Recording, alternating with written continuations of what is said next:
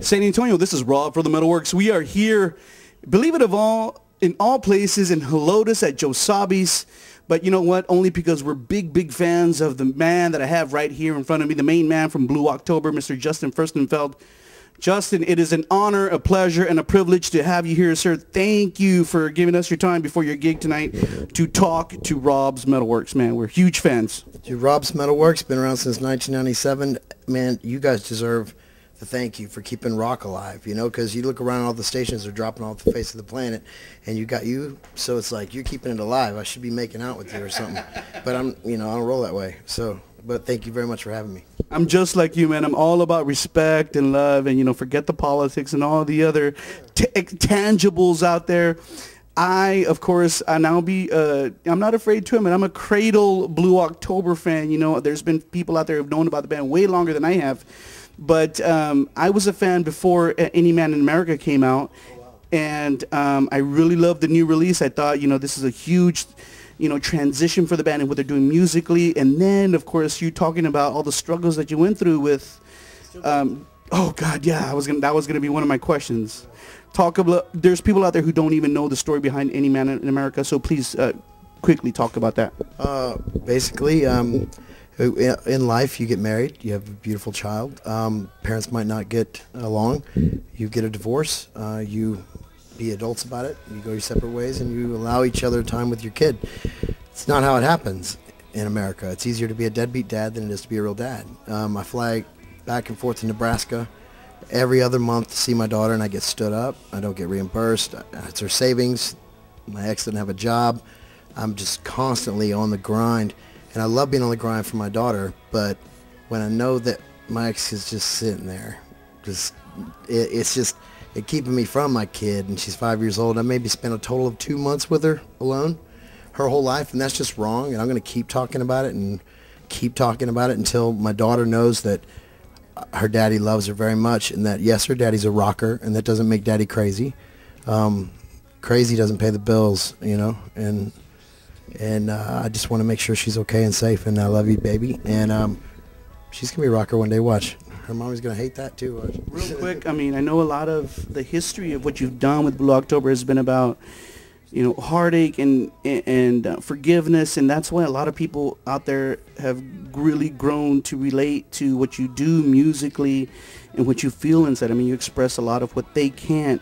But where in the past there was this motif of forgiveness, it seems like with Any Man in America, there's like just this anger and resentment or rage and there's no forgiveness there. We're just like, wow, this is it.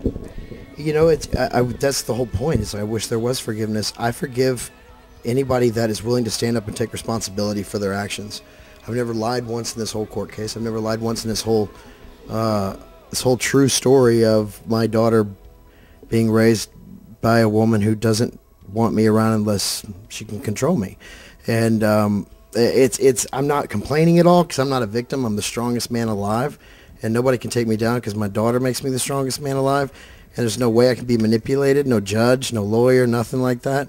So I got to be smart about it. And my friends, they might not understand why I do some things that I do, and why I don't party anymore, and why I'm always on the grind. And it's because of my daughter, and she deserves to have a good daddy. And boy, forgiveness is something that I wish I could give in this album, and I had to make up the forgiveness at the end with the follow through, the last track.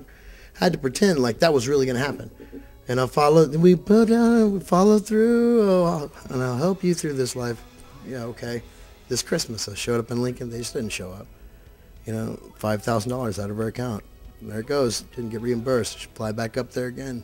Didn't show up. And they don't care in the court system. You got to spend and spend till you go broke if you want to be a dad. And that could happen to anybody. It could happen to anybody. And the worst part about it is I've been accused of things that could put me in jail for years upon years. Just luckily, I'm just not one of those people that sit down and take it. Yeah. If they say I did something, I stand right up and go, blah, put me in jail. I love my daughter. I'll go to jail. Musically also, Any Man in America kind of showed a new dimension of who you are musically. It showed like your reverence and your admiration of hip-hop music. You had a guest rapper on the title track. and then there's other segments of it throughout the LP. Talk a little bit about that. I think it was a pleasant surprise, but at the same time, people like me, even rock people, really enjoyed it. I thought it was really cool. Well, I've always been a lyricist first. I always pride myself on being a lyricist, on being a word game man.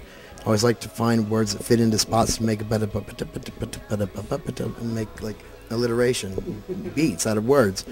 So I was always in my head rapping, but just singing, because there were so many words. If you look at HRSA, or if you look at Into the Ocean, I'm just a normal boy that sank when I fell overboard, So this one I just took more of the rock drums out, put more of the hip hop drums in, and put more synthesizers and more hooks, made it simpler, made it more spacey, and really focused on my words and my pronunciation. But hip-hop was something that you always... I love hip-hop. Yeah, it gave me confidence, because everything they sing about is just, I'm the best, I'm the bomb, and I wasn't feeling like that going through divorce, so I'm like, I need to hear that every day.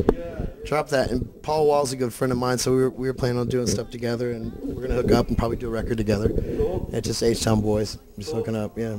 Real quick, Tim Palmer produced the CD. He's a big name. Tim Palmer and I produced it. And I was surprised to even kind of hear a rumor about that he had done a lot of the guitars on the record. He did all the guitars on the record. Why did you allow that to happen? That was my question. I didn't allow it. I said please. It's amazing. CB quit the band mid show. So I mean, this is a business. Yeah. I love CB, but if you quit the band, life goes on. I move on. Right. Yeah, I'm sorry. And so next thing you know is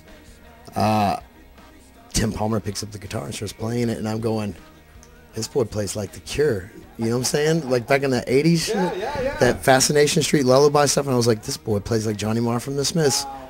When CB was more of a rock guy. Yeah. So it fit perfectly with that cascade of just like, especially in like songs like Feel Again, I wish you'd stay. It's just nice. It was nice to have a flavorful guitar on the album. And this band is the kind of band that if anybody quits, we're just going to keep going. So you lost. Yeah. Well, what I was telling my people this evening was that, I said Justin's, and many people's fans, is the founder and the heart of Blue October. So, I mean, I think if you're there, then I think there'll always be the voice for Blue October. Let's talk really quick about your popularity. It seems like things are really starting to take off here in the U.S., but I would say that you're even more acclaimed across the pond, like in the U.K. and in Germany, things like that. So how would you compare the two audiences for the fans of Blue October? America has always been there. They've been supportive as hell. UK and Europe, yeah, we have lots of fans over there, but it's an investment, man. I got to spend like 40 grand to go over there. I got to get a bus, I got to get a crew, and then I'm like, okay, I made what, 5 grand? So as far as you saying there, nah, I ain't kicking it over there. I've got 2 #1 hits over there, and I ain't seeing the checks come in. Well, no, it's not unfortunate. I'm a winner, dog. I'm always a winner. It's like, the thing is with this business is, if you sell enough to get baby diapers and a roof over your head and get your bills paid, and you're happy to take your girl out to dinner, put your baby to bed at night, you're a success. And that's the thing people don't get, is people think that once we sold 1 million records, that once we started going downhill, that it was somebody's fault. It's nobody's fault, dude. It's like, it's art. It's beautiful art. And Hate Me tended to grab people, but nobody buys records anymore. So you have to conform with it. Success is who you surround yourself with. Success is what you love about your life. Success is not selling 1 million records, wearing bling bling, and then failing when you don't sell a certain number of albums. Success is owning your own label. That's what I do now. So it's like, I don't make millions of dollars. Lost it in the divorce. Huck it. Let's move on. Life goes on. I have to be positive for my daughter. We're going to talk about Up Down Records here in a little bit, because that is one of my inquiries this evening. But before we get there, let's also talk about video work. I mean, we're always interested, people out there, who are, of course, receiving all their video via online, like things like YouTube. You guys have released a few videos for this record. Chills. I had no part in that. That was more of my management company doing it, and it was great. I was really happy. It was more of the very expensive. But the Feel Again, my management company and I did it, and it would cost us nothing, just me sitting there. And the last one we did, Worry List, is being first front page on Viva, April 24th. It's showcasing the Worry List, Blue October's new single and video. And I got to go on stage now, dog. Okay. You going to be here afterwards? Yeah, we're going to be here. One more question real quick. The people want to know about Up Down. Uptown Records? Uptown Records is called freedom. We say making reality music, where you're not scared to say anything and you don't have any rules. It's just real music, and if it's too sensitive and dramatic for you, then go sign with a 360 deal. I don't do the 360 stuff.